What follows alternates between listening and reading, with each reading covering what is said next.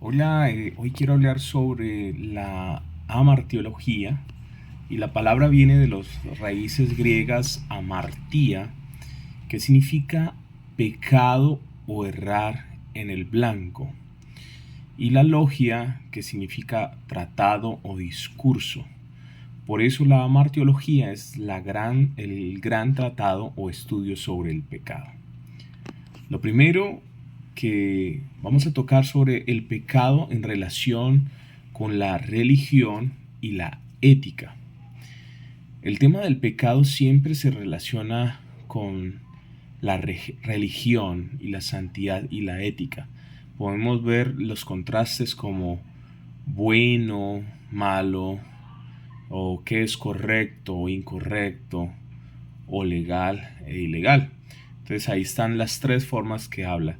La religión, ¿sí? La santidad y la ética. Un ejemplo sencillo es como nos mostraban en la clase el cigarrillo.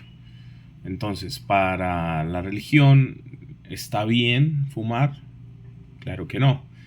Pero ¿es legal o ilegal? En el mundo, en Colombia es legal. Eh, Hay también tipos de mal, eh, como el mal natural y el mal moral. Y es importante diferenciar los dos tipos de mal. Entonces, el mal moral son los desastres naturales donde no hay intervención del ser humano, por lo menos, o ejemplo, un terremoto. El mal moral es causado por el hombre, ejemplo, matar, robar o cometer injusticias. Y el pecado no solo es hacer injusticia, sino también omitir el bien.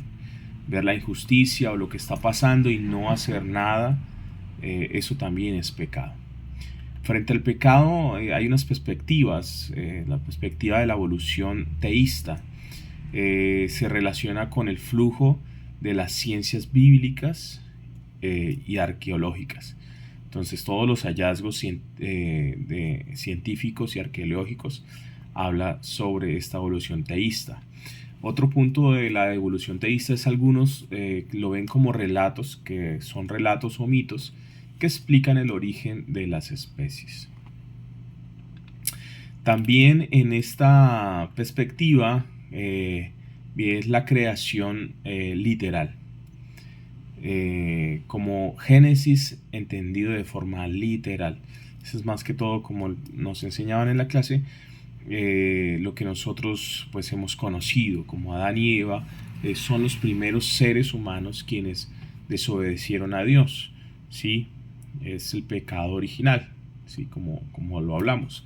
Ese primer acto de desobediencia es considerado el primer pecado.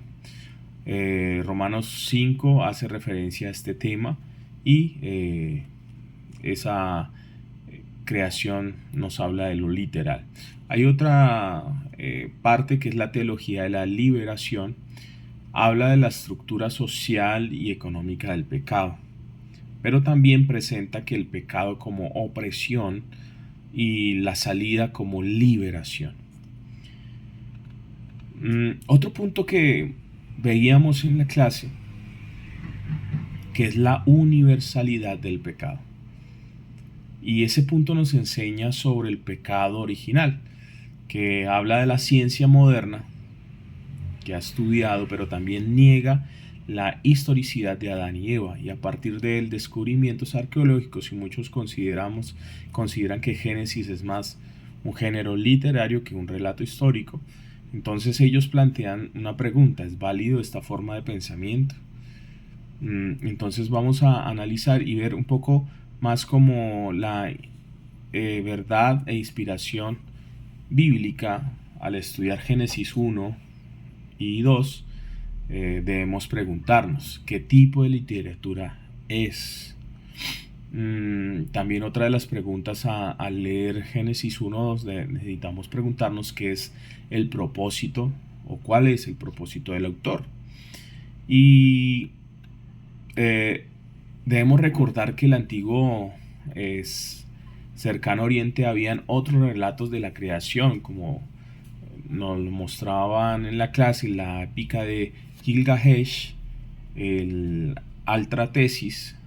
Esos son, estos son relatos que eran mitos con un propósito cultural y religioso. Por eso es clave entender el género literario de Génesis para interpretarlo correctamente. Para terminar, la amortiología nos enseña que el pecado no es solo una acción individual, sino también una realidad universal que afecta a la humanidad y a las estructuras sociales. El estudio del pecado nos ayuda a entender mejor nuestra necesidad de redención y la importancia de la gracia de Dios.